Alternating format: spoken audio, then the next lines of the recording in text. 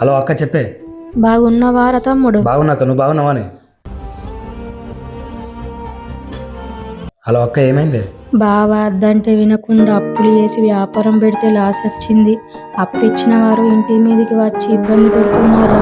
ఒక 50,000 ఉంటే ఇవ్వురా, నేను మళ్ళీ నీకు ఇస్తా. నా దగ్గర ఎక్కడివి? నాకు వచ్చే జీతానికి పిల్లల స్కూల్ ఫీజు, ఇంటి అద్దెకే సరిపోతున్నాయి. సరే ఉంటున్నారా తమ్ముడు? సరే. ఈ డబ్బులు తీసుకెళ్లి వదనకి ఇవ్వండి. ఈ డబ్బులు నువ్వు నగలు చేయించుకుంటాను దాచుకున్నావు కదనే. ఇప్పుడు నాకు నగల కన్నా వదిన పరువే ముఖ్యమండి. మొన్న మీ అన్న భార్య నిన్ను 5,000 అడిగితే లేవన్నావు. ఈరోజు మా అక్కకి 50,000 ఇస్తున్నావు. మా వదినకు నేను ఇవ్వకున్న వాళ్ళ పుట్టింటి వాళ్ళన్నా ఇస్తారు, కానీ నా ఆడపడుచు కష్టం వస్తే నేను చెయ్యకుంటే ఇంకెవరు చేస్తారా అండి? ఈ డబ్బులు తీసుకెళ్లి వదినకి ఇవ్వండి. ఆడపడుచులు ఇంటికి వస్తే అన్నం పెట్టడానికి ఆలోచించే ఈ రోజుల్లో నువ్వు నీ ఆడపడుచుని ఎంత బాగా చూసుకుంటున్నవే. నీలాంటి భార్య దొరకడం నా అదృష్టమే.